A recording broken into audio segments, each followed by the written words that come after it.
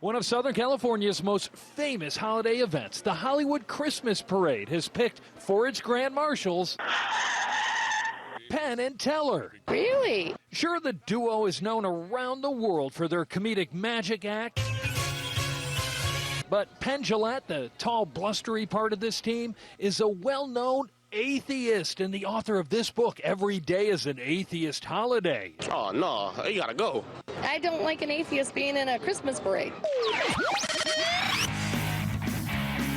Lazarus was dead, okay? That whole thing also didn't happen. Amazing Grace, I'm a total loser.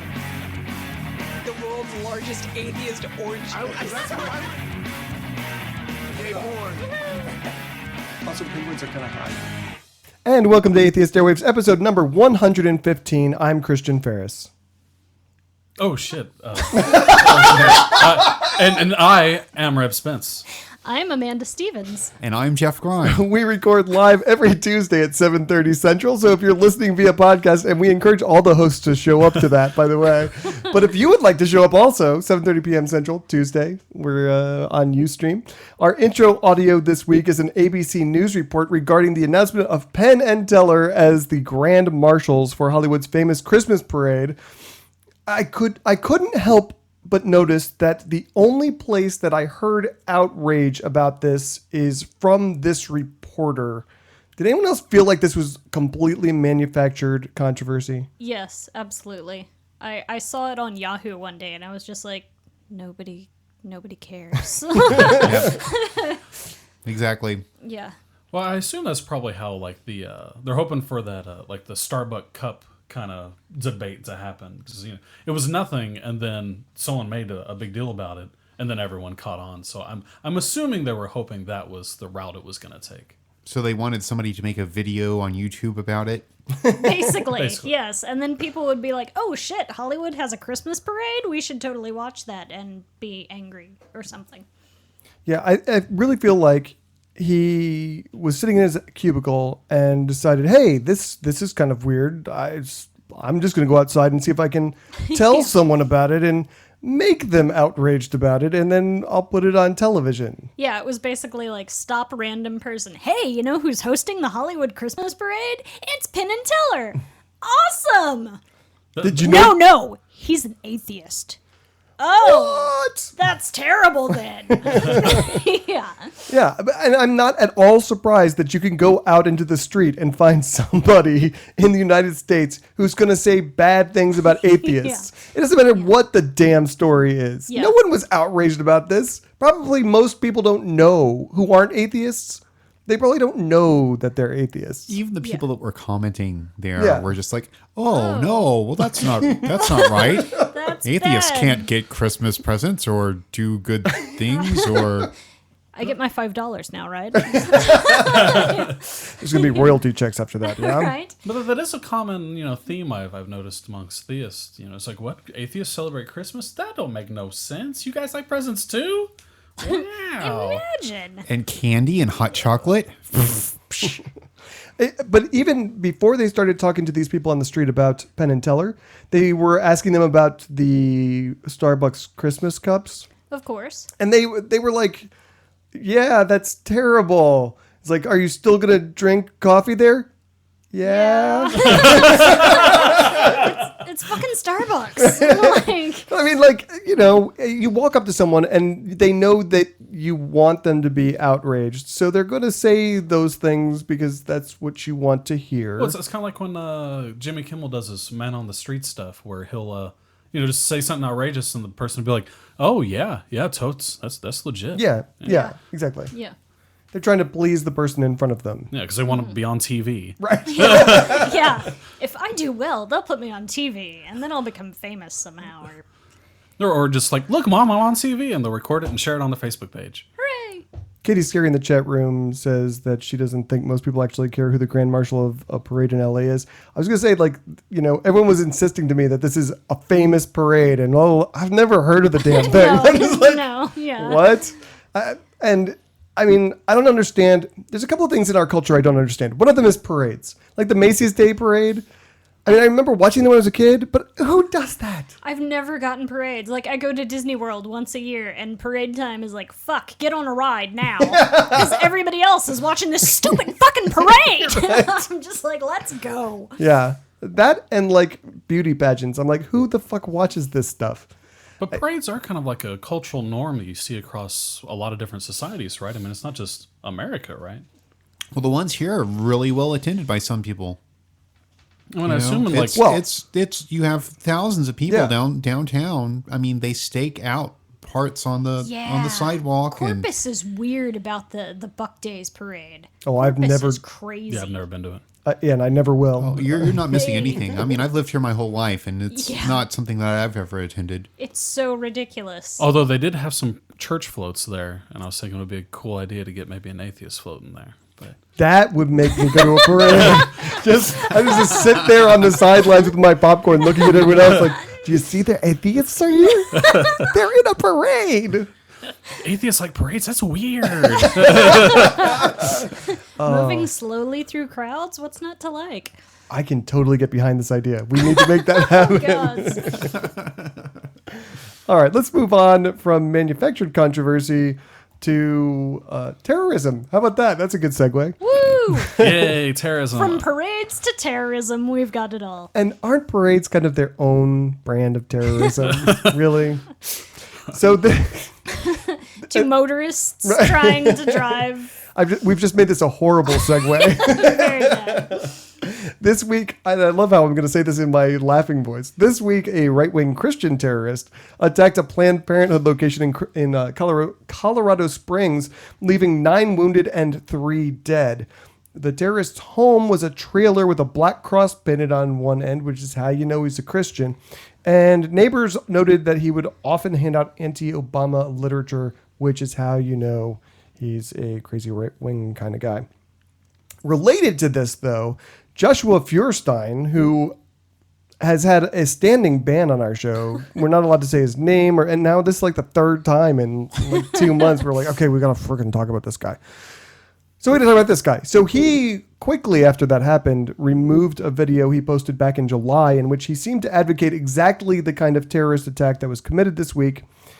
Here is a portion of his audio.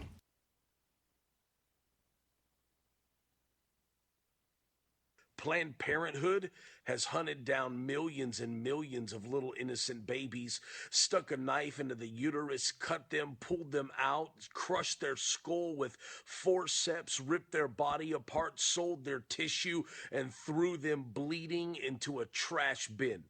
I say tonight, we punish Planned Parenthood. I think it's time that abortion doctors should have to run and hide and be afraid for their life. Okay, so my first question is, why does he think that Planned Parenthood is crushing babies chewing tobacco? I don't understand what he's saying when they go in there and crush their skull. I don't know. Well, that was reaching. That was really reaching. I had no idea where you're going. I didn't either.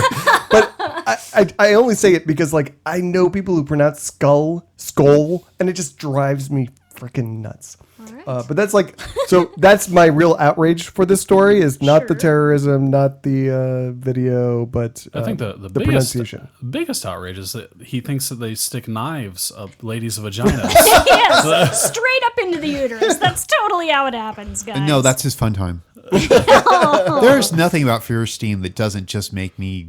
Yeah, he knows so little about anything. Yep. And then he's like, look at how smart I am! I just want to kick babies.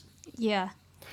So, as far as I'm concerned, what Josh Feuerstein said in that video is inciting violence. Absolutely. Does anyone agree, disagree? Yeah.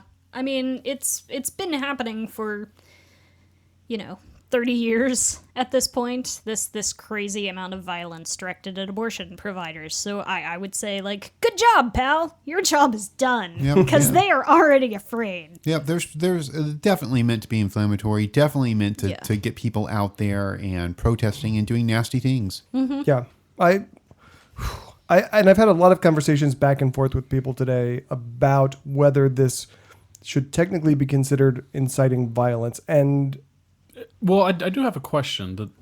Is it technically inciting violence if, like, the guy that did it had never heard the actual video. Like, I mean, No. But here's the thing: is that to be charged with inciting violence, no violence actually has to happen. You just have to say, "Hey, we should go be violent somewhere." Right. And he definitely said that.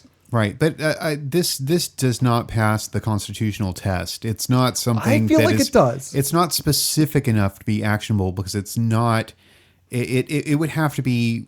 We need to organize. We're getting together. We're going to go do this to Planned Parenthood, and we're going to do this at 9:00 tonight. It really, it has to be very direct, and I think that's kind of a good thing in terms of making it a criminal action. Yeah. Well, he didn't mention any location specifically, just in general. He just said Planned Parenthood in general. So the Supreme Court has ruled that there are three tests that it has to meet, and that's what is it? It's it has to be it has to have the intent to cause violence. It has to have a likelihood of causing violence, and it has to be imminent violence. So, to me, I feel like it reaches that. And I think that the hard one is going to be the imminent lawless action because of the degree of specificity that it has to reach on it. Okay, maybe I don't understand what the imminent violence part means. What? Explain it to me like I'm Red.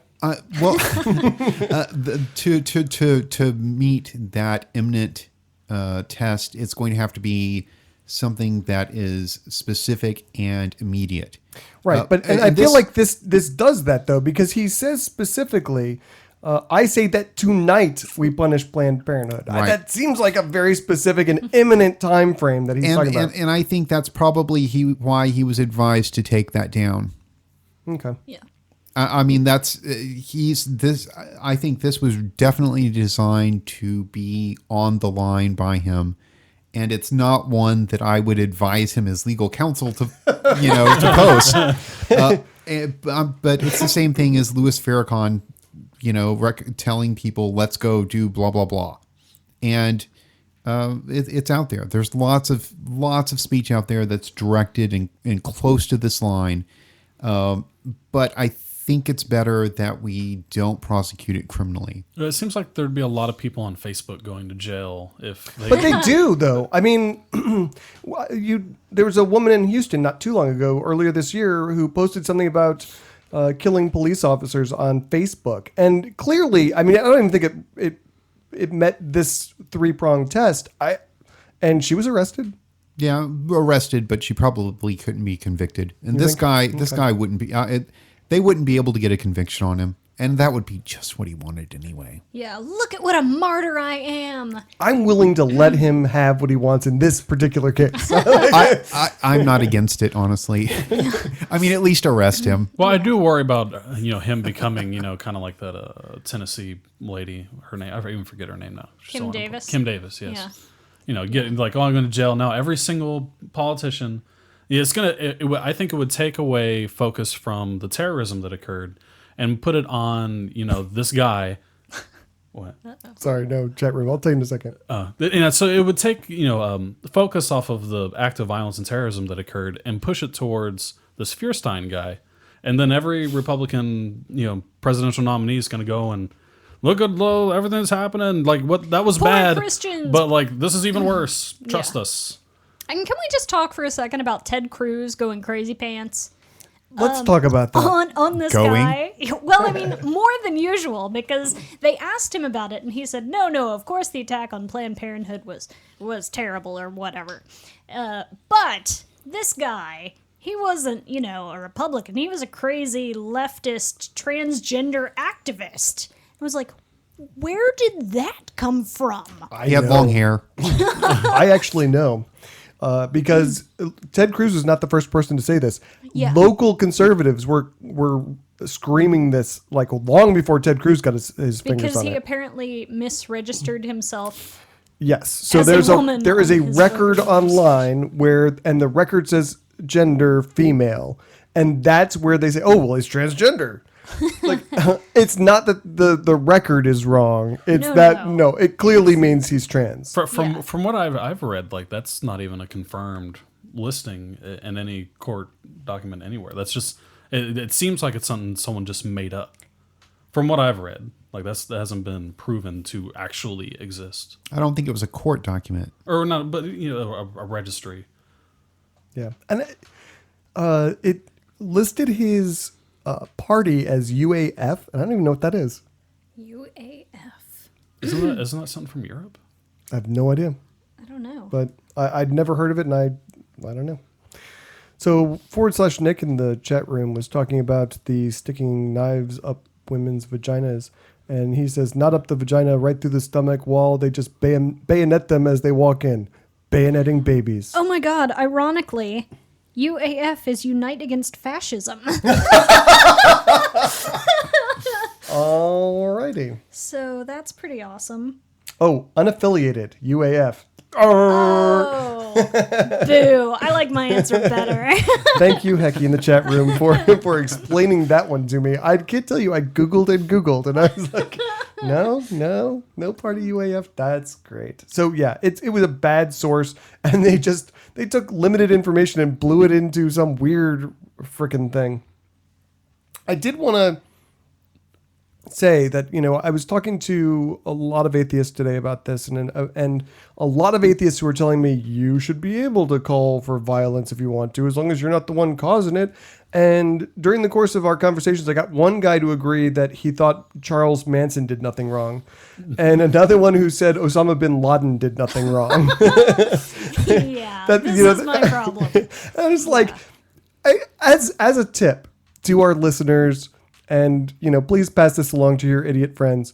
If you find yourself in a position where your opinion has brought you to a place where you're defending Charles Manson and Osama bin Laden, maybe reconsider your position. Just a step away from Hitler. Who also did nothing wrong. He didn't actually gas the Jews. That's right. He just said, you know what would be a good idea? Tonight, we're going to go and we're going to punish the Jews. He turned his little hat backwards and he got in bed. Oh, Jesus. I did want to just point out that violence against abortion providers is not unusual. Not at all. It is it's out of control in this country, and that's why I think what Joshua Feuerstein posted online was particularly awful. The National Abortion Federation, and this is by no means everything. I just pulled out some of the things that they talk about. They say that since 1977, at least 11 murders have occurred, 17 attempted murders, 41 bombings, 3 kidnappings, 153 incidents of assault, 100 acid attacks, 373 physical invasions. 20% of all clinics experienced at least one of those in the year 2000. 20% of them. Yeah, there's a person on Twitter who goes by the handle of Clinic Escort, and she... Is that like an escort, like a prostitute? No, Ferris. Okay. Someone who escorts people into abortion clinics. That's way less interesting. Yeah, I was going to say. Apparently, to the menfolk in the audience. But she put together a Storify. She did 100 different tweets. It's where you can collect all of your tweets into one handy page. Oh, the Storify. Yeah. And it was... I learned something today. It was hashtag is 100 enough. And she went through and listed like kidnappings, murders, acid attacks, arsons. And she only did 100 of them. But it took the better part of an afternoon, and she was like, can we pretend this is not a problem now? Yeah. Yeah. And in fact, the Corpus used to have 2 abortion clinics, and one of them in the 90s was the victim of a firebombing. Wow. Yeah. So it's right here in our little house. It's very, very common. You know who surprised me a lot? Was Mike Huckabee. He actually came out and declared it an act of domestic terrorism. That was surprising. Yeah, I was like, holy, what the? Wow. What? Yeah. It threw me for a loop. I didn't hear him say that. I was searching my notes. I didn't either. That's really weird. Yeah. Mm-hmm. It threw me for a loop. I was like, Mike Huckabee? Of all the candidates? I think a lot of right-wingers were a little, torn on how to react, because on the one hand, you're bombing an abortion clinic, and so a lot of people were like, yay! But then on the other hand, like, the only people he killed were a police officer, an Iraqi war veteran, and then a mother. So, Well, it was about 2 days before anything was said by any Republican yes. candidate about it. Yeah. That and people noticed. very much. That would, as a Republican candidate, that would have filled me with dread. I would have just hidden for a while until someone figured out what to say, and then I'm just like, I'm going to say what he said. Yeah. Well, we have both ends of the spectrum. You got Cruz's response, and you got Huckabee's response, and all the rest, I think, I've said nothing from what I've seen. Yeah. I haven't heard a thing from Jeb or... So they're all cowards like you, Christian. I do. This guy, Joshua Feuerstein, he's got 500,000 followers. He says that he has millions of shares, but he says if he posts something, 500,000 people are going to see it. And I have no doubt that because he posted that, someone did something. You know, they didn't kill anyone, but they called someone. They tried to scare someone. They did something. I'll bet you anything that if we could somehow ask abortion providers if anything happened during that week, I'll bet you we would find stuff. And it's dangerous. It's dangerous. And this guy, his actions, according to the police, because they interrogated him, and one of the things that he said was no more baby parts.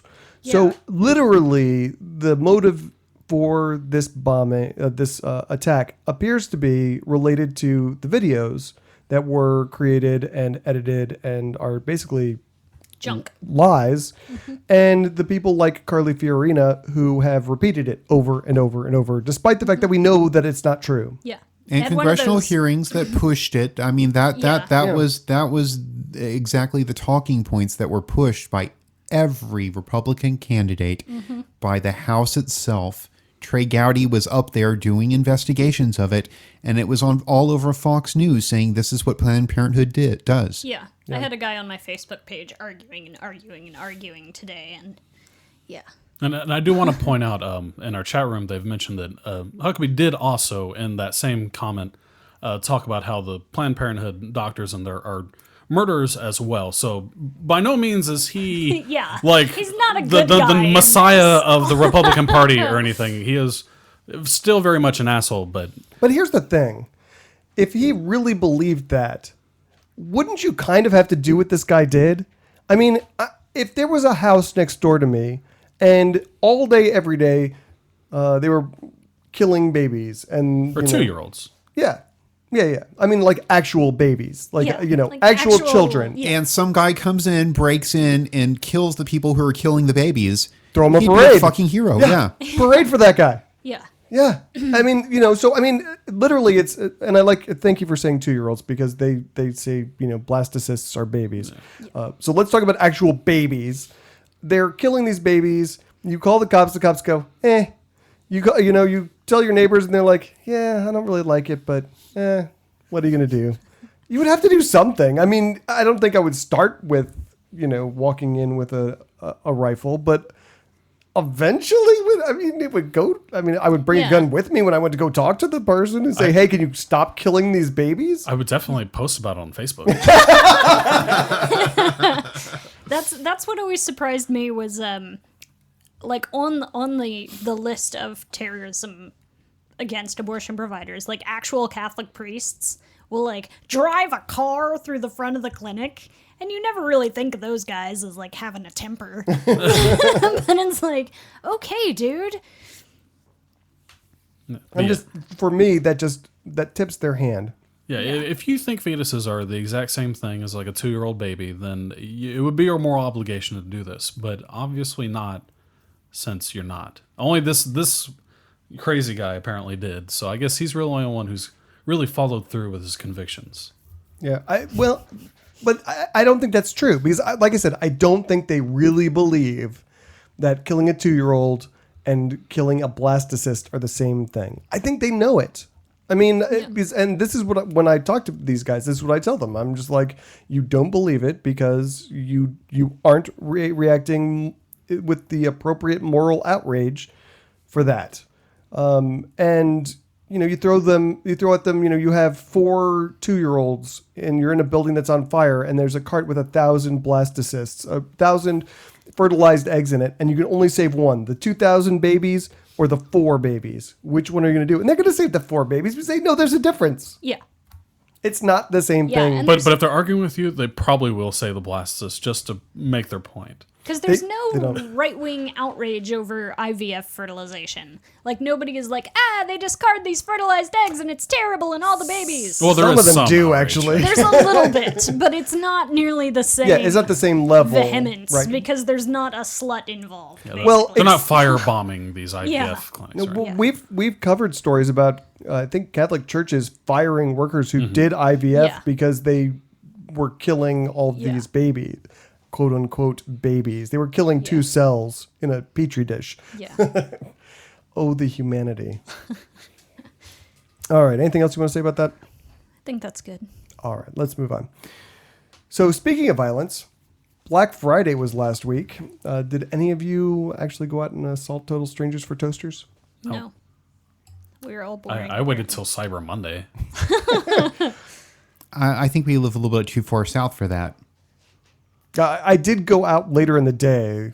Yeah. And Walmart was crazy when I went there. There was no one. There were more cashiers than there were people in the store. They were prepared. Yeah, and they're all like standing in the aisle, like, "Can I help you? Please give me something to do. Can I buy something?" They said Black Friday sales were down by Did they? 40% or something this year. But Cyber Monday went was way up. Yeah. Yeah. Because people are like, "Fuck that bullshit." Yeah, my grandmother, I wanted this camera for Christmas, and I was like, "Hey, just so you know, my camera that I want is on Black Friday special at Best Buy, or you can order it on Amazon for $3 cheaper and also not have to go to Best Buy." And she was like, "I'm not getting on that damn computer."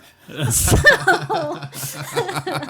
Anyone in the chat room go out on Black Friday? I honestly don't understand the impulse. I really don't. Yeah. Deals and savings. I went like a couple of years ago because I really wanted a Roku streaming stick, and they had a good deal on them. Those aren't very expensive anyway. I mean, I know, what of a deal could it have been? Yeah, but like I already had to get up early to go to work, so I was just like, I'll get up an extra half an hour early, go get a Roku streaming stick, and go to work. It wasn't like I like planned out a warpath or anything. Is that like your rich privilege though? Like Yes, absolutely, it totally is. is. Yeah. And I have to say, someone mentioned that this was kind of like the Hunger Games. Yeah.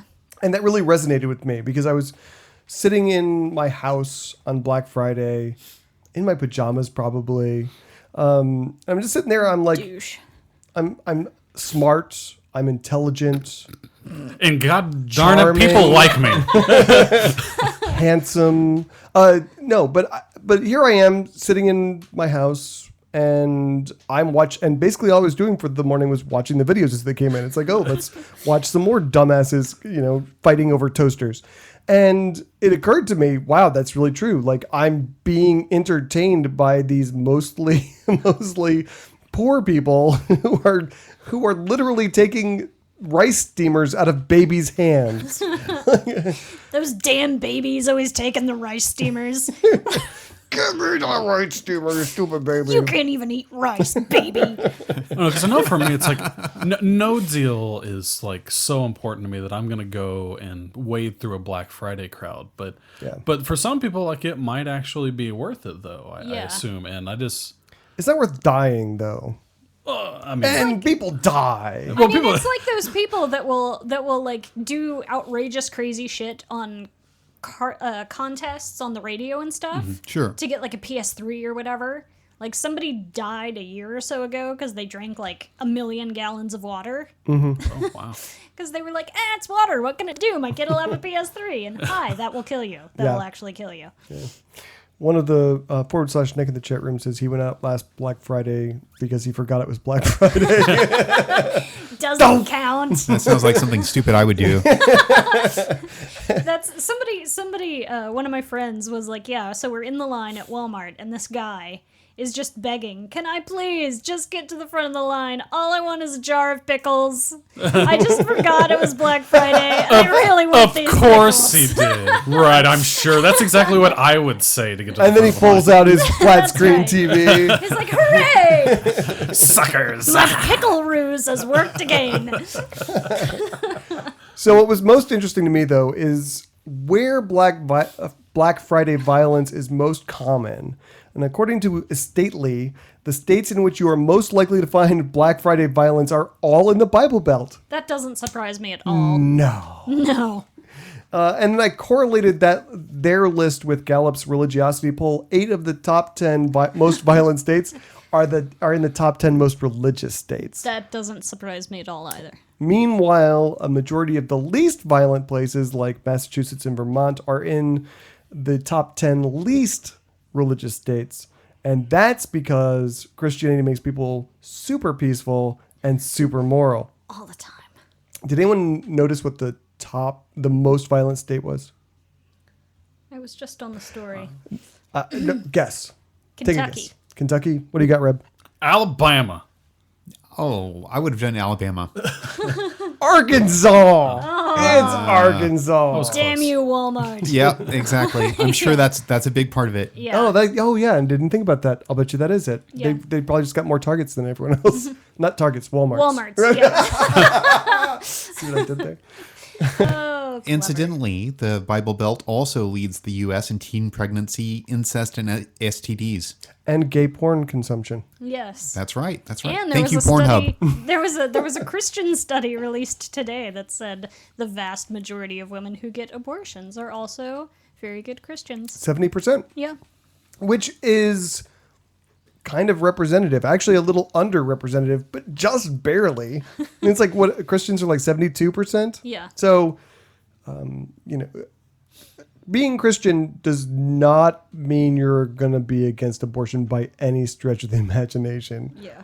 Especially if it's you needing one suddenly right now. It just means you got more people around you that are gonna make you feel bad about it if they find out. Yes. Yeah, exactly. Yeah. You have to not tell anyone.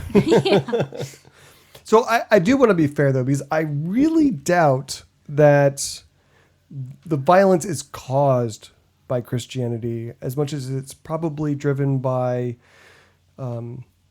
poverty. Yeah. Poverty and and, desperation. and lack of education. Yeah. Absolutely. Yeah. Yeah.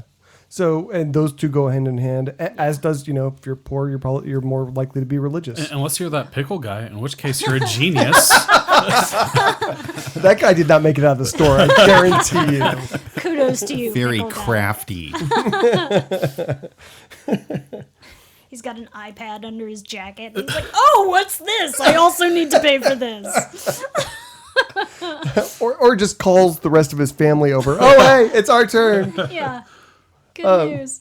So BlackFridayDeathCount.com, which is just, what a wonderful website. Wow, that's Kudos to you, web Yes, developer. whoever did that, well done. They say that 7 people have died in Black Friday violence since 2006. Wow. a good band name. Black Friday Death violence? Count. It doesn't seem to me to be worth that. And there were so many videos that I saw last Friday where I'm like, ooh, they are really close to killing some people. Yeah. These crowds pushing through barricades, Yeah.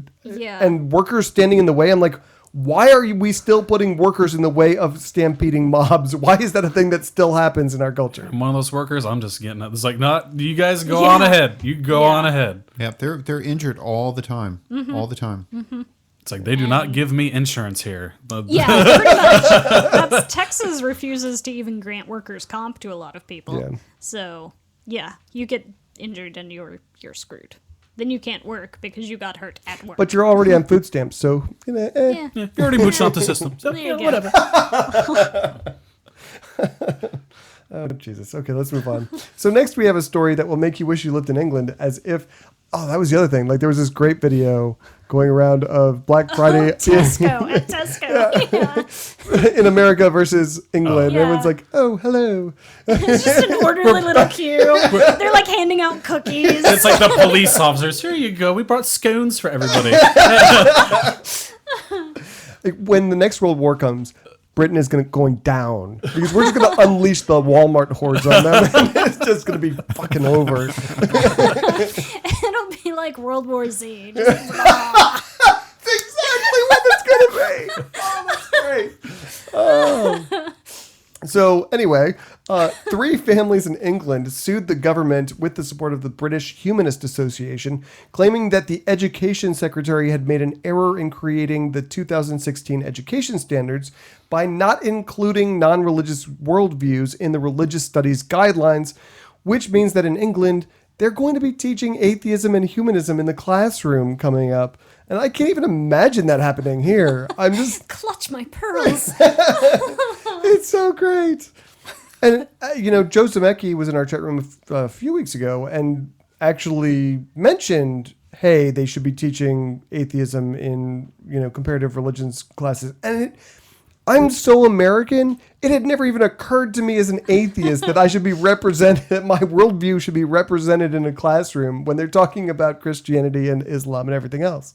It never occurred to me. I think that the Satanists just need to be made more aware of this. Oh, yes. Oh my God. Do they have the Satanic Ferris Temple over just there? died. Yeah. Oh, I'm gonna be. They should. I'm gonna be touching myself thinking about this later on. Too far. Just a scotch. No, but that. Can you imagine the heads exploding when they're like, "Oh, we're gonna teach your children about Satanism"? Yes. Yeah, I mean, the disadvantage there is that they do have a state religion. Mm-hmm. Yeah. I mean, that's where they're behind us, but then the majority of Britons don't actually believe in God. I was going to say, because the other thing that really struck me was these standards were released in February of this year, and immediately there was an outcry from a lot of people. But there was an outcry from the Archbishop of Canterbury, part of the Church of England, who also, he criticized them for not including non-theist studies in this. This is the guy we talked about earlier in the year because he was interviewed about having doubts in God. Yeah. And we didn't cover it because it was the same story. But after the Paris massacre, he was interviewed and he said the same thing. He was like, yes, this terrorist attack does make me doubt there's a God. But it makes me think that the Archbishop of Canterbury is totally an atheist. Yes. I don't believe he's a Christian. It seems that way. Yeah. Yeah. And I'm just like, dude, you're my hero because you've infiltrated the Church of England and you've risen to one of the highest ranks you can attain. And here, that would be unheard of. I mean, this guy would be ousted. There's no way. I mean, you could not say what he said in this country. No, but it's absolutely some not. modicum But of doubt. there, it's like, oh, okay, well, that's how you are religious. Right. It's about being a cool person. It's not about necessarily what your beliefs really are. Yeah. So that just made me go, what? I have to believe, though, that just hearing in a comparative religions class that there's another option. It's like, you don't have to believe that. That's going to create atheists. Yeah. Like, hey, there's Christianity, there's Islam, there's Judaism. Also, you can not believe in any of those. Right. You can believe in the talking snake, or you can believe in the winged horse taking this guy to heaven, or you can believe that that's dumb like these people over here. Wait, there's a winged horse that takes people to heaven? I totally want that. That's Islam. So put on your burqa. Yay! I'm like, winged horses? You got me in. My Little Pony. Yes! Exactly! Come on, Flutterby. I mean, it's like, how many atheists have we, talked to even in our own community that didn't even know atheism was an option? Yeah. Until they went through multiple iterations of religious belief, and then they oh, I don't have to believe in anything? Wow, I'm going to do that. Cool. I wanted to maybe do a little buzzkill because while this is a great ruling, what they're actually going to do is not immediately clear. A spokesperson for the Department of Education said that the judgment hadn't called the entire set of standards unlawful, and that, quote, we will carefully consider the judgment before deciding our next steps, which I'm sure will be reasonable and okay. But if someone in this country said that, I'm like, oh, they're going to find a way to put the 10 Commandments in the classroom while they're teaching it, or there's going to be more Jesus, or something. I would be very, very suspicious. That of are them. like, you can teach atheism, but then you have to say, it sucks really bad.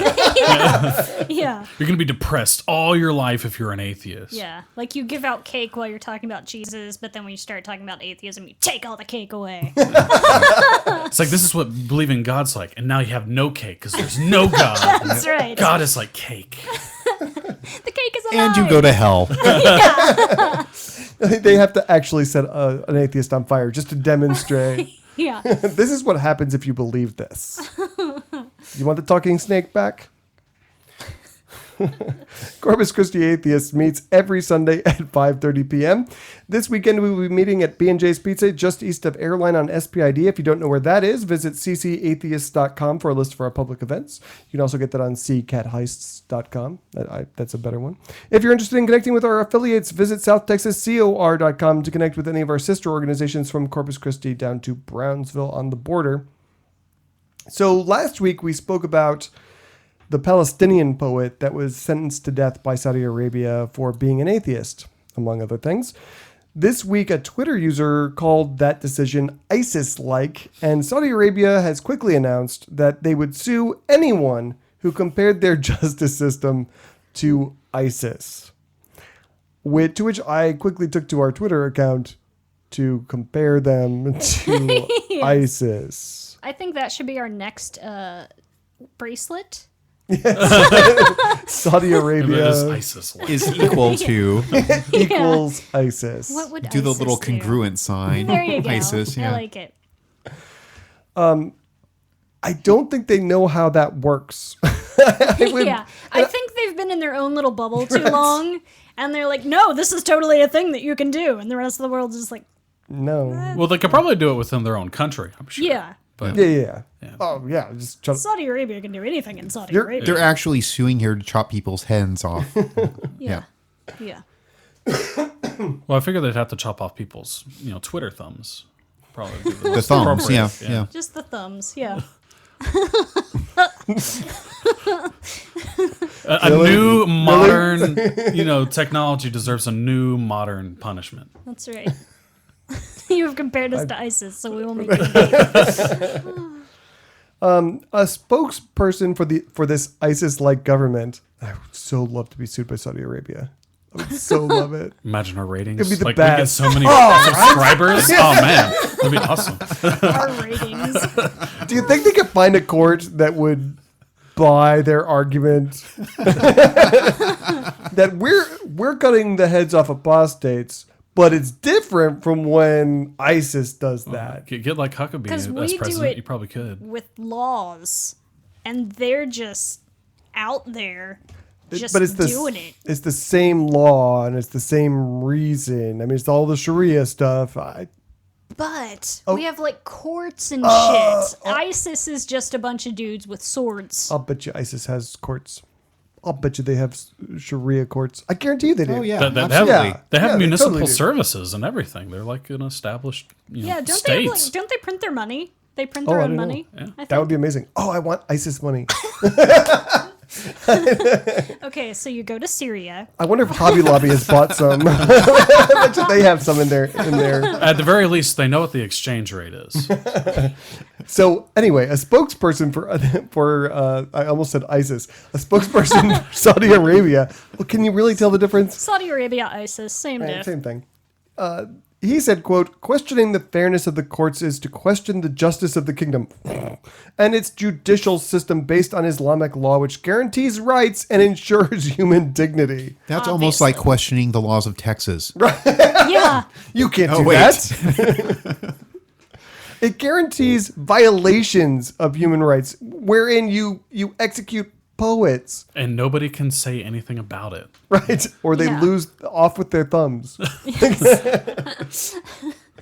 Did you know that stoning is still Yes. it's still an official, accepted, Oh, it's totally official still? legit? Oh. Yeah, didn't they just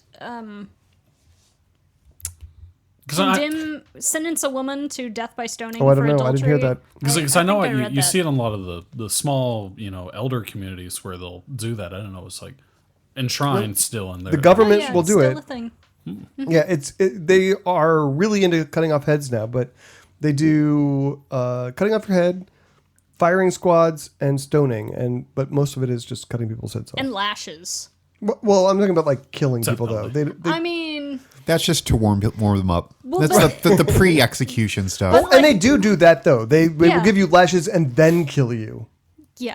Which Well, is, that's like the one guy. He was sentenced to like 1,000 lashes or something, And then and they be were like, "We crucified. can't do them all in one day because that would kill him. So we'll just do like 5 a day or something until we make our 1,000." And that- people are like, "Yeah, he's still gonna die. He's still totally gonna die." Oh, that was Rafe Badawi. yeah. Mm-hmm. Speaking of Rafe, we can talk about him for just a second. It looks like his sentence is going to be suspended. So, yeah, that's hugely good news. As soon as it's confirmed, we'll talk about it. But I assume it's, really all us. Yeah, Maybe yeah. We talked Drawing about it on the attention. show. Yeah, That's yeah. right. well, for a long time, we've been talking about it, and so yeah, Us How and you our do- listeners really, made How a you doing difference. there? How you pat doing each other there? on the back. 13 Good job. watchers. Thanks for spreading the good word. Some of the good we do. That's right. If anyone else wants to get out of jail, just send us an email. Got it at atheistairwaves.com. We'll talk about we'll it. take care of you. Should totally work. We'll get you out.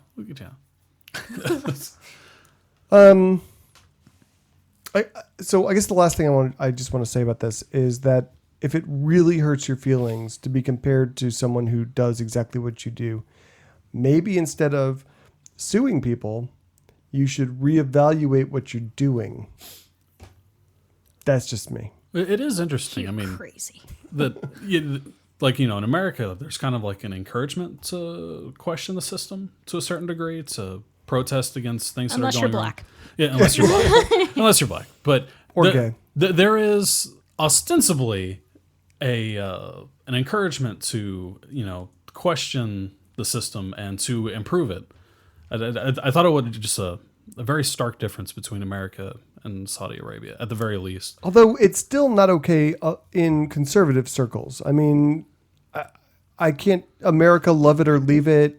I can't tell you how many times people have Yeah. told me that. And so I think But our even system is set up in that way. And I think you're right. But Well, I think, even they don't believe that because they want to outlaw abortion. So obviously they're not going with the love it or leave it deal, because if they don't love it, they would leave it, right? But they want to change it. wouldn't it be great if they actually left? That would be amazing. Like if they said that, they're like, oh shit, I have to leave now. Fuck.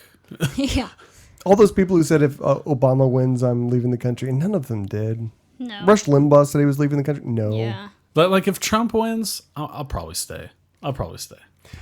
I'm not going anywhere. I mean, it's not easy to go to the countries you want to go to. It's not easy to get in there. Yeah. It's So- sad. They don't want you there. Yeah. They're like, we got Stupid enough Americans. people, thanks. Oh, an American. No. Yeah. It's like Trump's our president. Ooh. Yeah. All of the goodwill that we've made up over the last 8 years with Obama being president, it's going to go right down the drain. Trump gets elected. It's already going down the drain. He hasn't even got elected yet. Yeah.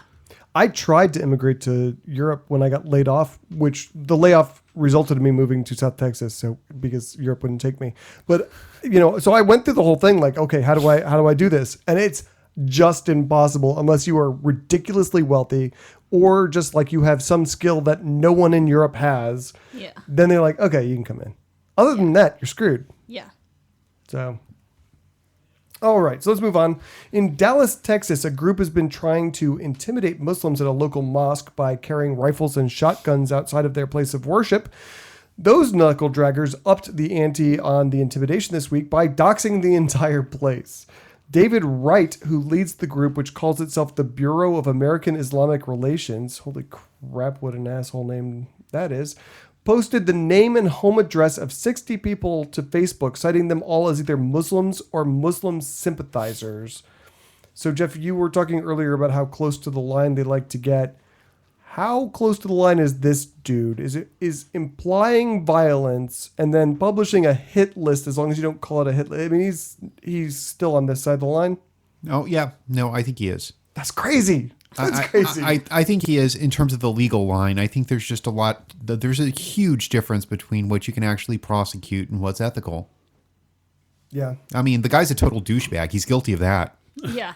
Douchebaggery in the first degree. Can we pass that law, please? Please. Oh, except that sometimes I'm Sometimes. I may run afoul of that from time to time. Remember Christian Ferris, kids? And I'll tell you, I was like super confused reading this article because there's this one guy's organization, the Islamic. What did he call himself? What's his organization? Bureau. The Bureau of American and Islamic Relations. And then there's another one they talk about that's a pro-Islam one that's like The Council. That Yeah. was intentional. Yeah. Right. That's why they named themselves And it that. was so hard to differentiate between who was saying what. It's like, is this the Karen. bad guy or the good guy? I just put this together. They're the Cair Bears. I was like, I want to say this so bad, but I want Amanda. But Amanda looks really That excited. has to be Amanda's. Oh, that's a show title for sure. Yay. I can't believe that I didn't think of it until just now. That's amazing. Oh my god. So Dave. Okay, sorry. Oh, we have to troll his group on Facebook with that so bad. I need someone to make a Care Bear, CAIRBAIR Yes. Care Bear, so that we can Please. just post it like, oh, you guys are so cute with your little guns. But we have some very talented people in our audience. I'm sure They're one of doing them it can make right now. They're like, oh shit, son, this is brilliant. So David Wright, also of the bear end of Care Bears, also says they're protesting Syrian refugees and that he thinks other people are too scared to say anything about the refugees. Are you kidding me? It's like all I frickin' hear. Yeah, they are super demonized. It's cool. Right. And he also says that he thinks they're scared to stand in front of a mosque. That part might be true because with all of those redneck yahoos standing out there with shotguns, I'd be a little uncomfortable. Yeah, just a scotch. Yeah. I don't think anyone's afraid of the people in the mosque. He says that they carry those weapons for self-defense. Of course. As if they're going to like open fire with AK-47s from their temple. Like that's a thing that's ever going to happen. Totally happens every day in Irving, Right. Texas. You mean people are protesting? I would really like to do that out in front of like a Baptist church now. And Yeah. be like, look, man, somebody shot up a Planned Parenthood like last week. We're just here to protect. That's such a great idea. That's such a great idea. And Jeff can help make sure that we just stay on this side of the line. That's right. Party, we need some guns. Is that the legal line or the douchebag line? Oh, just the legal one. I don't care about the douchebag line. Has he ever cared about the douchebag line? I got my 2 handguns. I'd go there packing, double fist it, and be badass. I don't think you can actually carry handguns. That would be illegal. Well, as long as they're not concealed, right? No, I don't think. No, No, they have to be long guns. Open carry was long guns. Well, I guess I'll just make doorknobs out of them. You, then. you don't know enough about our gun laws to own guns. They never leave my house. So, yeah. There you go. All right. So now that people have noticed what a douchebag this David Wright guy is, he's crying about it. It's so sad. So to local news, he said, quote, "I'm being attacked and smeared by the liberal media for legally exercising my First and Second Amendment rights and for using public data to defend my credibility when they make accusations against me," which I don't even get what he means by that. He seems to be saying that he had to dox those people because of the liberal media something. He's full of shit. Because the liberal media didn't dox them. Yeah, basically. They won't tell us They where the didn't do Muslims it. are, so I had to tell everyone where I the had Muslims I are. had to make everybody aware of this threat to our lives. And I hate the First Amendment rights. They hate argument. us so much that they're making fun of me now. Yeah, yeah. How dare they? Terrorism. Well, I guess what you have the First Amendment rights. It just lifts off addresses, right? I mean, there's. They hate America. Yeah. I don't know. He's claiming persecution. Meanwhile, he's standing outside their place of worship with guns. I don't think that the liberal media has implied violence against him. Nope. That's all his party. Has anyone doxed his place and stood outside his house with guns yet? Maybe we should do that. I mean, apparently it's cool. I think he would shoot very quickly. Get on that chat room. Yeah. If somebody showed up outside Speaking of his inciting, yes, if anybody wants to stand outside his house, house, yeah. I think that might be a good thing to do Tonight. Eventually. Eventually.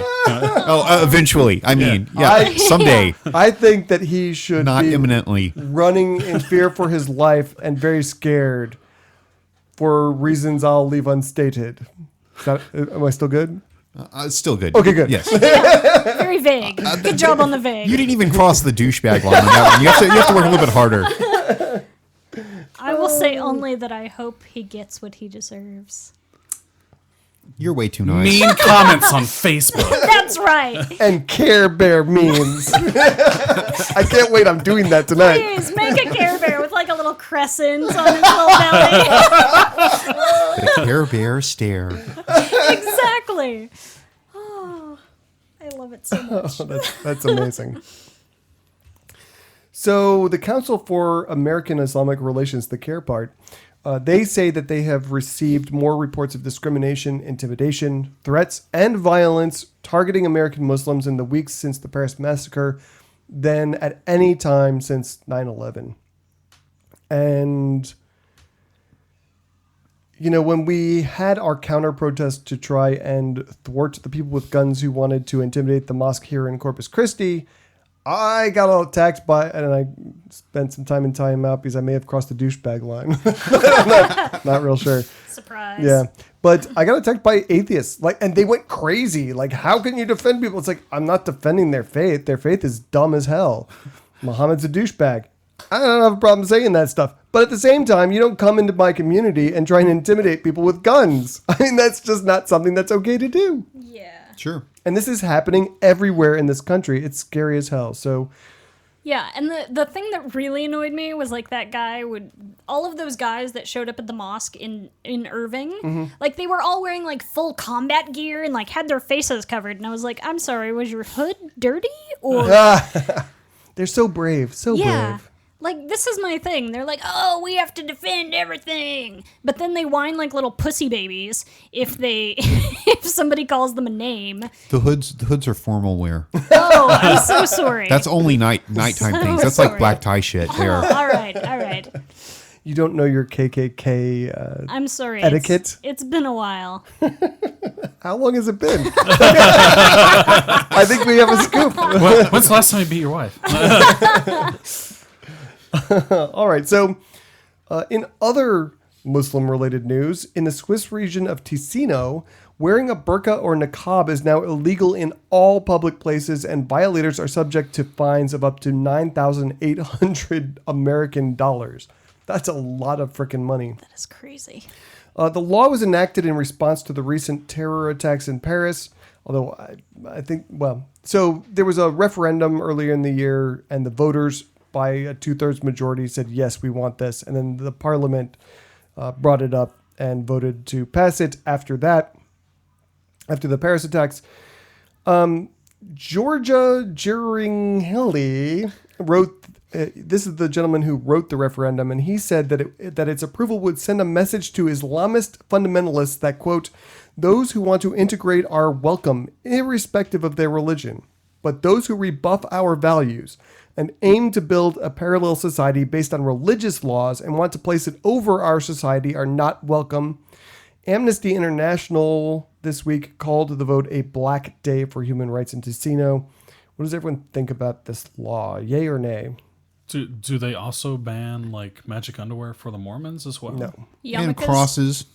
No. Yeah. Yarmulkes? No. I think it's horrible. I think it's discriminatory. I don't like the idea of the burqas. I don't like the rest, but I think that's something that has to go away by virtue of education, not by virtue of legislation, because all this does is further stigmatize the people who they're allowing to immigrate. Yeah. And really, couldn't this very realistically contribute to radicalizing individuals who are... Yeah. I mean, legitimately, this is a form of persecution. I mean, Amnesty International certainly thinks so. Sure. Yeah. And this will make women prisoners of their homes, because if they do not feel safe going out in a burqa, but they won't leave otherwise because they feel it's immodest or whatever, then they're just going to become prisoners of their own home, and then anything can happen to them. Yeah. I could get behind a law like this if the stated impetus were different and it was legitimate. So if there were hordes of marauding women all over Switzerland who That's were my band name. I call it. hordes of marauding women. Yes. But if they were all over the place and they were using the burqas and the niqabs to obscure their identity and then killing people, raping people, stealing things, okay. There's a legitimate government interest in stopping that. And I think there's a legitimate government interest in allowing women to have the freedom to choose not to wear those things if they so choose. But if a woman chooses to wear this thing, and there's no compelling governmental interest other than it makes me feel icky when people do things that aren't like what I do, I can't get behind it. Sure. And that's actually what I was thinking when I was looking at it at the same time was on the safety side, I can see it legitimately being something, you know, where, but I also think it's like, the transgendered guy raping a woman, right? In a bathroom. Yeah. It doesn't happen. It doesn't happen. Right. Yeah. It's a made up thing. But the thing is, they're not even making up something that's reasonable. They're just like, they're not like me and I don't like it. I don't like it. You have to be like me. What is that? It's almost refreshing. To have that kind of honesty. Comparing it to the U.S., yeah.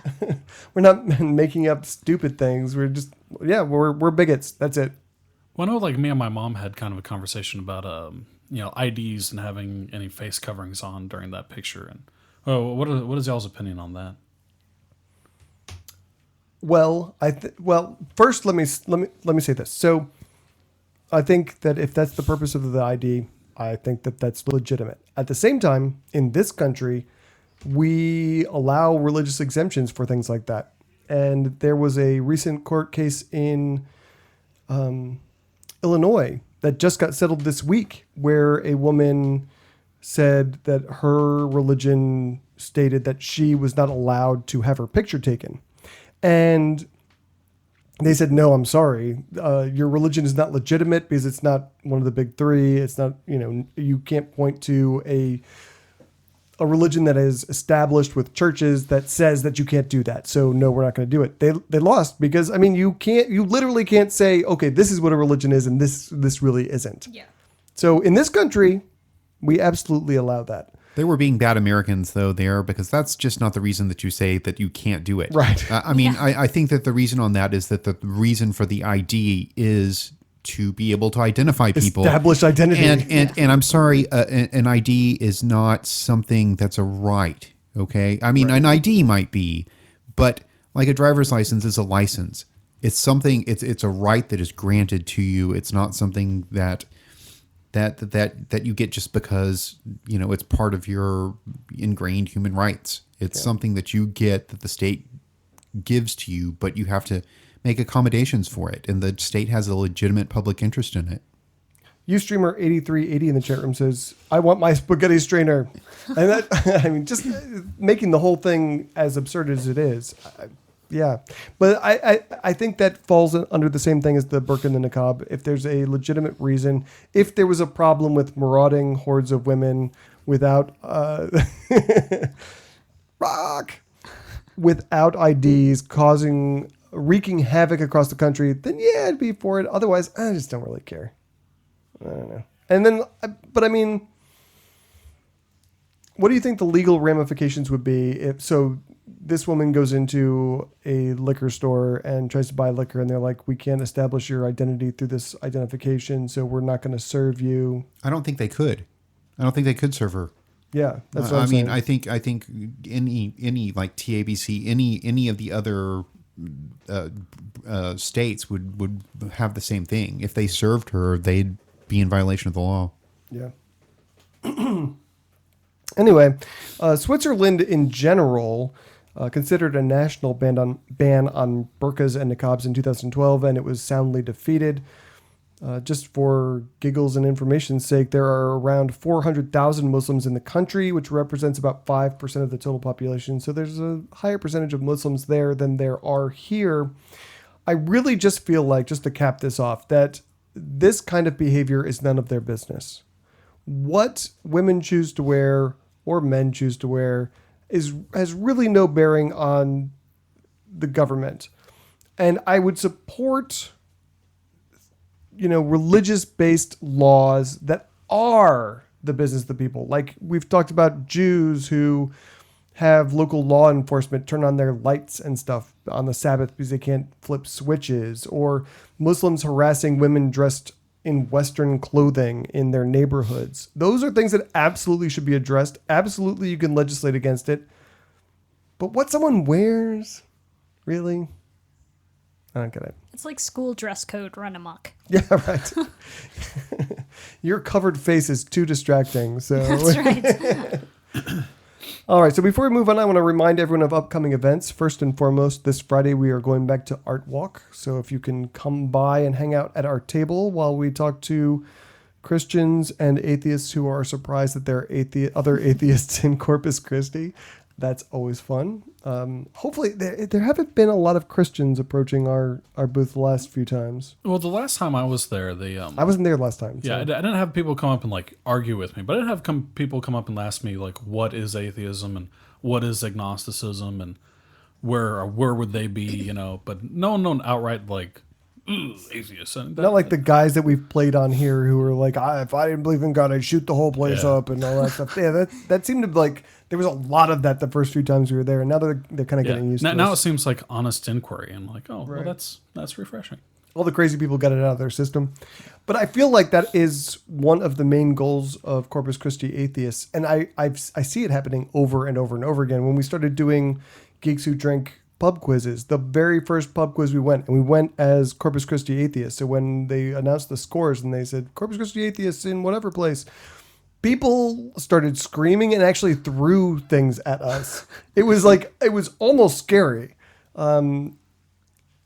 If I hadn't been having such a great time having things thrown at me, I would have been very distressed. Just let the hate flow through you. Right.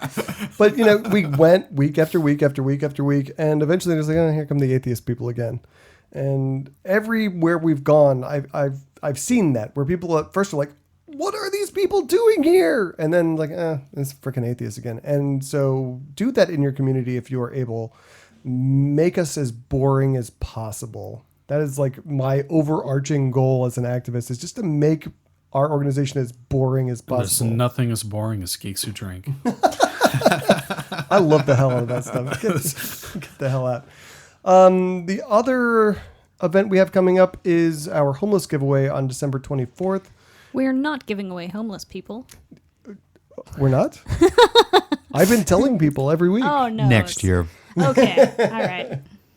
Who wouldn't want a homeless person for Christmas? We don't have insurance yet on them. So, Yeah. We're working out the kinks. And finally, patreon.com/Atheist Airwaves. If you would like to donate to our show, at least $1 an episode will get you access to our post-show content. What are we talking about? Someone in the chat room said something and I can't remember what it was. I want to talk about jokingly praying for bad things. That's something I want to talk about because I did that today and I wasn't sure if I should feel bad about that. I don't feel bad about it when I do it to awful people, but I did it to a friend today and I was like, is that okay? We'll talk about that, and whatever Tech Rock in the chat room had a suggestion. I'm sure he'll remind me of what it was. All right, so now it is time for Politics Ball, which is our weekly roundup so far. I am frankly surprised at how much of this stuff I'm coming up with lately. So I've just thrown it all together. When you have 15 candidates all vying for the conservative, evangelical vote, they're going to say a lot of stuff. Yeah. So this is all the religion-based political nonsense in American politics. I thought we'd start off with some good-ish news. The Syrian refugee crisis is jaw-droppingly, astonishingly creating a rift within the Republican Party. And it's being led by evangelical and other Christians who are in what seems to me to be a break from their usual MO. They're adopting a traditionally Christ-like stance on helping refugees. At least these three evangelicals. Yeah. Well, there's a lot of organizations who are doing this. So Jenny Yang is one of them. She's the vice president of for advocacy at World Relief, which is an evangelical organization. And she said this week that the anti-refugee rhetoric by GOP presidential candidates, quote, does not reflect what we've been hearing from our constituencies, which are evangelical churches across the country. Most of the people have been saying we want to continue to work with refugees, that what happened in Paris doesn't reflect who refugees are. That is so fucking reasonable. Who are these people? Yeah.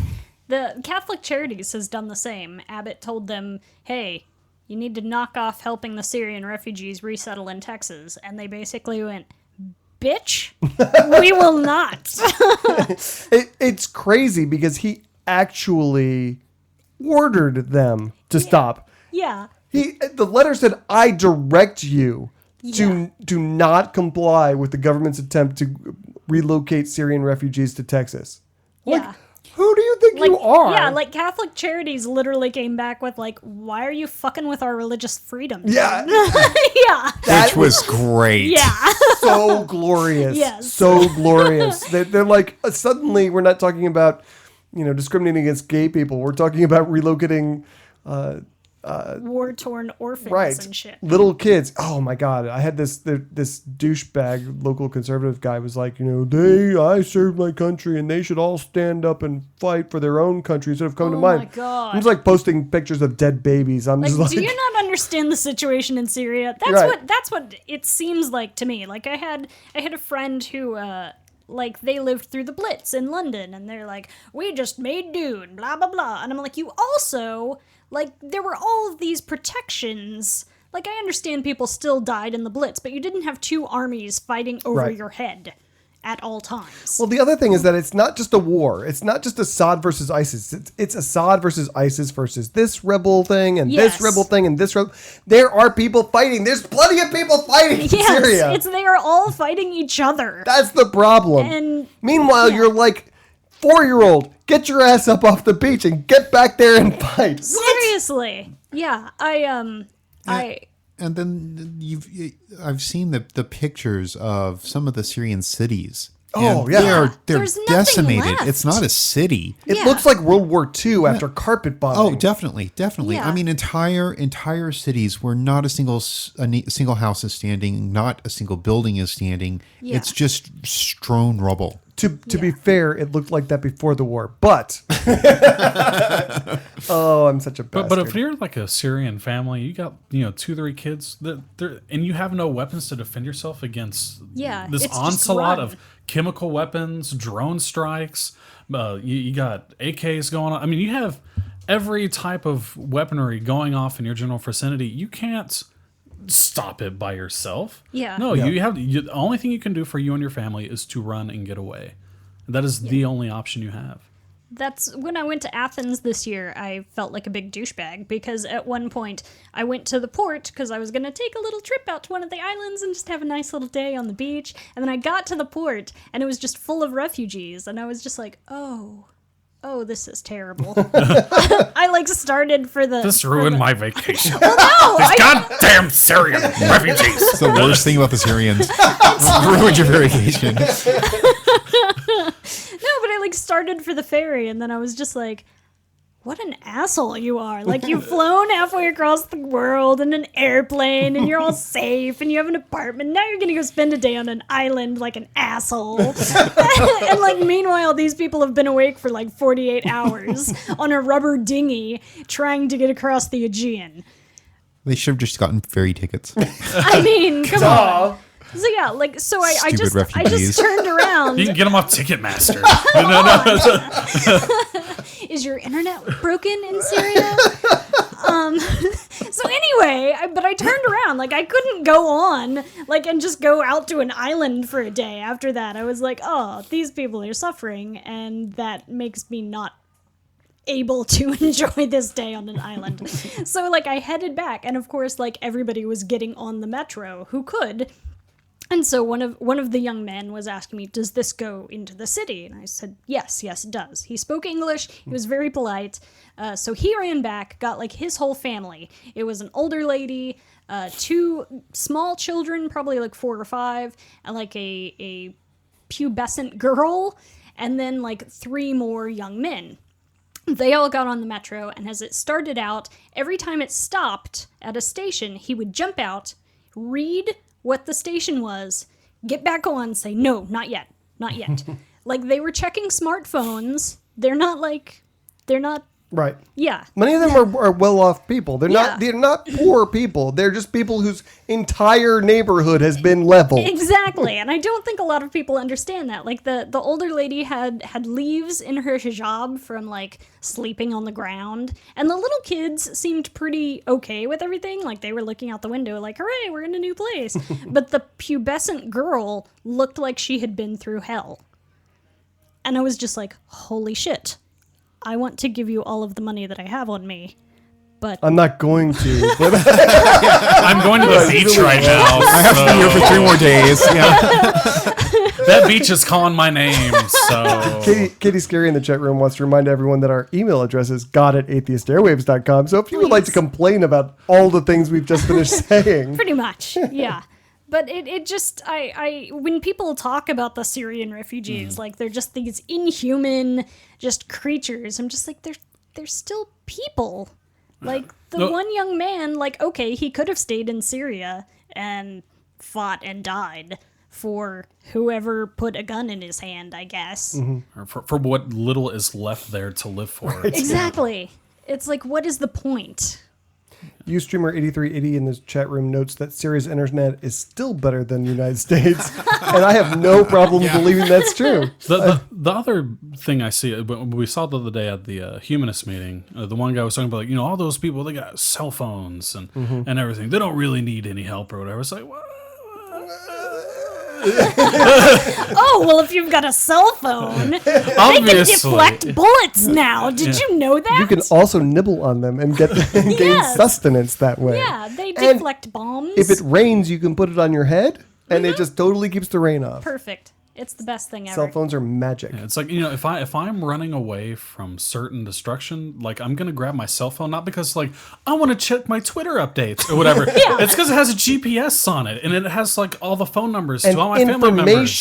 It's everything about my life, and I would need to take that with me in order to survive. Yeah, they've been talking about this network of websites and message boards that has sprung up, and people are using it to plan their routes out of Syria. It's pretty amazing. Hooray, information age. Right. Yeah, that guy at the humanist meeting just pissed me off. Yeah. And this was a while ago. This is not all that recent. Yeah. It must have really stuck with you, right? Then I got the whole deal about, like, oh, well, are we really helping people when we help them? It's like, oh, God. Oh, that guy. All right. Fuck that guy. Let's move on to some more political news. Next thing I want to talk about is Marco Rubio. And he was interviewed this week by a Christian bigot and had some interesting things to say about... I want to stay on that page. Had some interesting things to say about marriage equality, God, and our government. Here are his remarks. The first thing is we are clearly called in the Bible to adhere to our civil authorities. But that conflicts with also a requirement to adhere to God's rules. Right. And so when those two come in conflict, God's rules always win. In essence, if we are ever ordered by a government authority to personally violate and sin, violate God's law and sin, if we're ordered to stop preaching the gospel, if we're ordered to perform a same-sex marriage as someone presiding over it, we are called to ignore that. We cannot abide by that because government is compelling us to sin. That's what Kim Davis did. Right. So No! That's not what Kim Davis said! Not at all what she did, Not at all. you stupid son of a whore! Oh, God, it just drives me crazy. None of the things that he just listed off happen in this country. No one has stopped him from praying or from worshiping. No one is forcing Christians to perform same-sex marriages. No one is doing that. No one is going to do that. But then he went ahead and agreed with the douche who said something in the background. Right. Is I can't remember. Rubin Report is who is like, it's some internet douchebag. All right. We'll listen to the rest of this crap. in the absence of that, however, then it depends on what kind of society you live in. If you live in a society where the government creates an avenue and a way for you to peacefully change the law, then you're called to participate in that process, to try to change it. Not ignoring it, but trying to change the law. And so, and that's what we're endeavoring to do here. And I continue to believe that marriage law should be between one man and one woman, and that the proper place for that to be defined is at the state level, where marriage has always been regulated, not by the U.S. Supreme Court and not by the federal government. That's not... No, Marco. It's just not. It's not. What he wants to do is impose... He doesn't want... He started off saying, I'm like completely beside myself because this shit drives me insane. He wants not to protect himself from the government telling him how he can practice his religion. What he wants to do is impose his religion on other people. I don't believe that you should marry men, and so you shouldn't do it either. That is not the same thing as the government forcing you to marry men. You gigantic toolbox. That was the last thing he had to say. Right. We could only hope. Yes, please, Marco. Just shut up. This comes from Rubio, who's almost the most like reasonable candidate over there. Sometimes.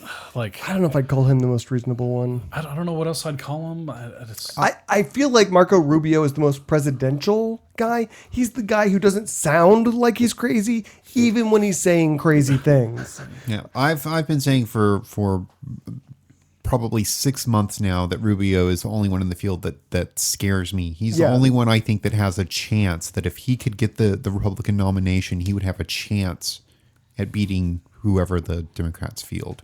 Yeah. It's They want Sharia law.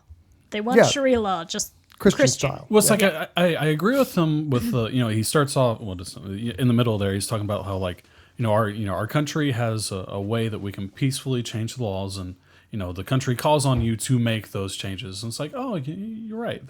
That's good on you for knowing how our country works. and then he goes off and it's like, but what we want to do is we want to make our democracy into a theocracy, and this is going to be great. Jump on board, everyone. Fortunately, it's hard to amend the Constitution. Yeah, for sure. Yay. We can't even get an equal rights amendment through, and that seems like it would be a yeah, let's do that. Yeah. /Nick in the chat room is taunting Katie Scary in the chat room, who is on an iPad, and apparently if you're on an iPad in our chat room, you can't curse, but she can type toolbox, so that just anytime you want to say fuck, just write toolbox and we'll know what you mean. Hecky13 in the chat room is completely dismayed that she has just discovered that there are conflicts in the Bible. So apparently Marco Rubio told her a thing today. Oh my goodness, there's actual contradictions in the Bible? What? That they allow the shrimp industry to thrive in America? Oh my God. Come on. Polyester? We had an entire decade of polyester, people. and we barely survived, so let's hit Huckabee really briefly. Please? Briefly, but very hard. Very hard. One of the Republican candidates who is doing super gung-ho shit about letting Syrian refugees waste away and die because that's what Jesus told him to do, and he's a former pastor, Mike Huckabee. And this week he dug up the Obama as Muslim trope, saying that the president's new domestic terrorism plan, quote, probably requires Americans to memorize Quran verses. He also charged that President Obama's new domestic... Oh, that just said that. And because that's not stupid enough, he went on to write, why does the Obama administration express more outrage at conservatives than at radical Islamic terrorists? President Obama seems more interested in protecting the reputation of Islam than protecting the American people. And this reminds me of exactly what we just listened to with Marco Rubio. It's so stupid and such nonsense that I almost can't process that an adult says things like this. Well, I just want to start off by noting that the amount of outrage he has versus Islam versus American people or whatever. He is like drone striking ISIS. I'm pretty sure that's like the highest level of condemnation you could have for somebody, killing them, as opposed to the other group that apparently he's not pandering to. I would almost get behind drone striking some conservatives in this country. I'm almost there. I had a terrible thought the other day, and I was like, you know what? I'm really just surprised that no one has just tried to blow up the Republican debate. Like, honestly. That might be crossing the line. No, she's surprised that they haven't. She's not saying you should. I am definitely not And she's saying definitely not saying you should do it tonight. Or on the night of the debate. I did say that it was a terrible thought. I was just like, and it would be horrible if you did it exactly this way. yes, exactly. Awful. You should not imminently do this thing. I feel like that would be a huge error. Yeah, because it would turn everybody into like... No, not even that. I'm just saying I feel like the people most of the people who are at the top are the okay ones. And then it just gets crazier after them, you know? And that if you got rid of all 200 candidates for president on the Republican side, that they'd be replaced by worse people, like the worst kind of people. And then they're going to get the sympathy vote. Yeah. The worst ones are getting the traction. That's just the way it goes. That's why, I mean, Huckabee didn't need any help being crazy, you know, but he's basically saying we should be drone striking the refugees right here.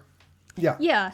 It's like, what is his quote? He says, are they really fleeing from violence and tyranny? Or are they coming because they got cable TV here? Right. It's like...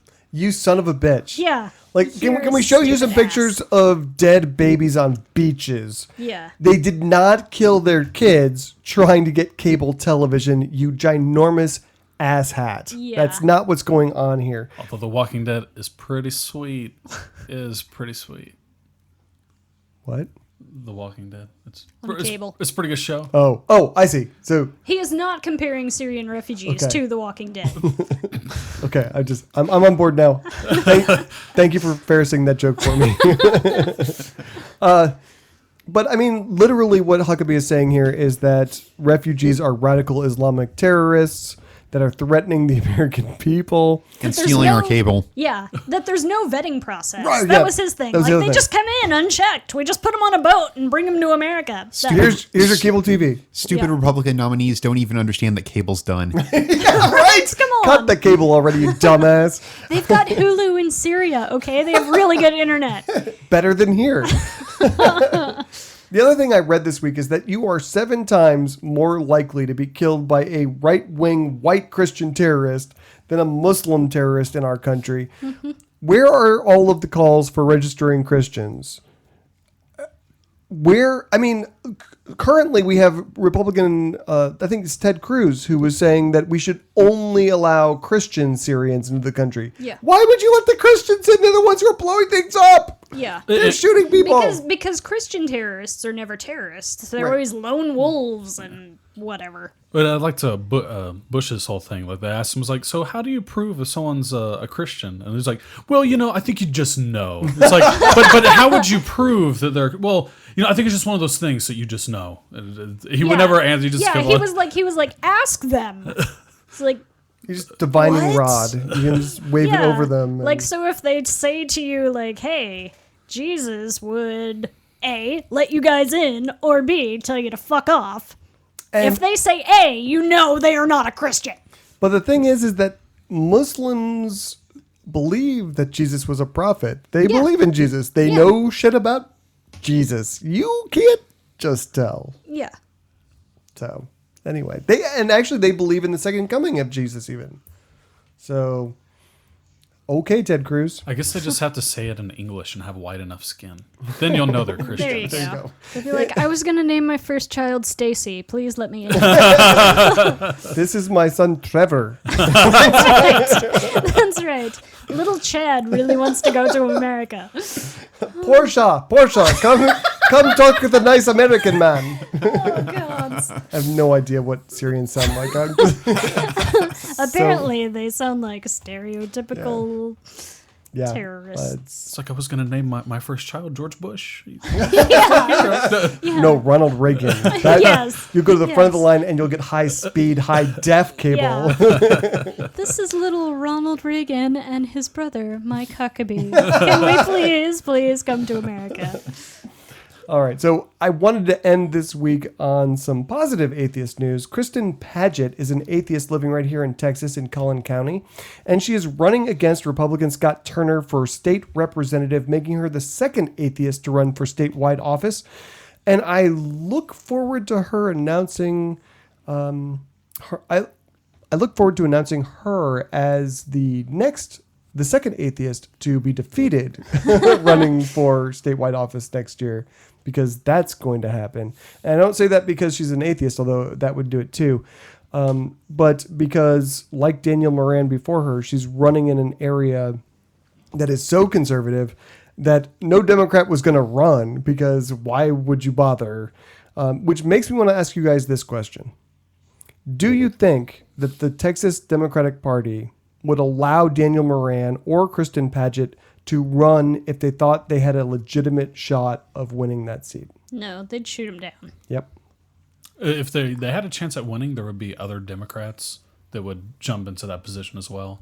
Do you think there is any scenario? Is there any scenario in which they allow the atheist to be their candidate? If they had like overwhelming public support. Is there any scenario in which the party that told Daniel Moran to not tell anyone that he's an atheist or that he's genderqueer, that they would let that candidate run? If that person had overwhelming amounts. Is there any scenario? If the candidate had just won Dancing with the Stars.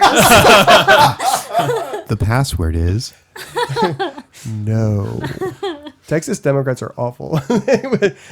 They don't care about atheists. No, they care about winning. That's all they care about. Right, but if there was an overwhelming amount of support for this atheist candidate, they'd probably have to, right? If they wanted to win, if they cared about winning. Okay, but before a campaign begins, unless you're a famous person like, I don't know, Donald Trump, there's not overwhelming support for you. That's not how that works, right? I have no idea how it works. I've never ran for Fair enough. So while Kristen obviously has zero chance of winning, I do also think that it's a great thing that she's actually doing it. And it's a great thing what Daniel Moran did in running, because it helps to normalize atheism. And Kristen sent out a campaign email recently, and the subject line was, "Will Texas elect an atheist?" You don't get much more out as a candidate than sending out that kind of email. And I think that even though there's no way she's going to win, and maybe I'll see if I can get in touch with her and have her on the show. I mean, we had Daniel on the show twice. I'm sure she'll take whatever exposure she can get. I don't know, but I'll see if I can get her on the show. But I think it gets us closer to the day when there is the possibility that we can have an openly atheist candidate with a legitimate shot to win an election here. I just go back to what we were talking about earlier with Corpus Christi atheists, where we went to trivia nights and we had things thrown at us and people yelling, and then eventually I was like, whatever. The more people like Daniel and Kristen do this stuff, the more people are going to be like, whatever. I don't care. What is the platform? And just care about that. Or they just won't go vote at all, because it's kind of what happens. That's Texas. Jessica Jones is awful, and if you say she's a gigolo, you are being banned from the chat room. That's the end of the show. Thank you. Thank you for listening to Atheist Airwaves, sponsored by Corpus Christi Atheists and the South Texas Coalition of Reason. If you would like to compliment, complain, or make a suggestion, please write to us at god@atheistairwaves.com. Thank you to Tombstone to Deadman for our outro music. He has a new album. I'm going to try and get him on the show as well soon, because we never have had him. But go check out Sixth Extinction. Patreon.com/Atheist Airwaves if you would like to support our show. Tonight we're going to be talking about praying for harm to befall other atheists and whether that's in bad taste. And we're going to talk about the new goddamn Mother Teresa movie that they're producing. Oh, Jesus. Yeah. Well, like the opposite of... No, actually, Jesus. Yeah, that's right. We'll see you guys next week, 7:30 Central, Tuesday. Bye.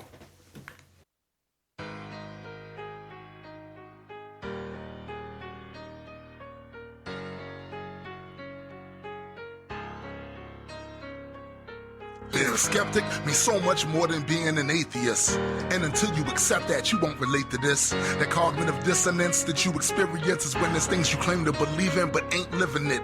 Most of you say you are the type to question everything until I hear the conspiracy theories that you echoing.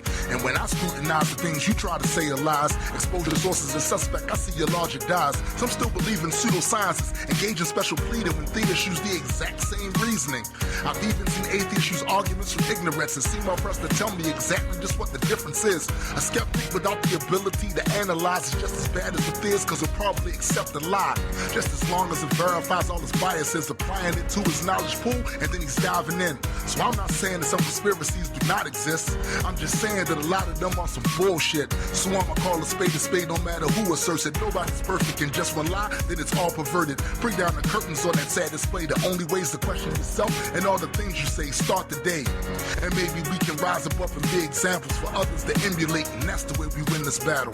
So this is where I'm making my stand, and now regardless who don't like it or how they get mad, see why the rest of y'all capitulate and go with the plan. I'll be beating on this wall until I'm breaking my hand.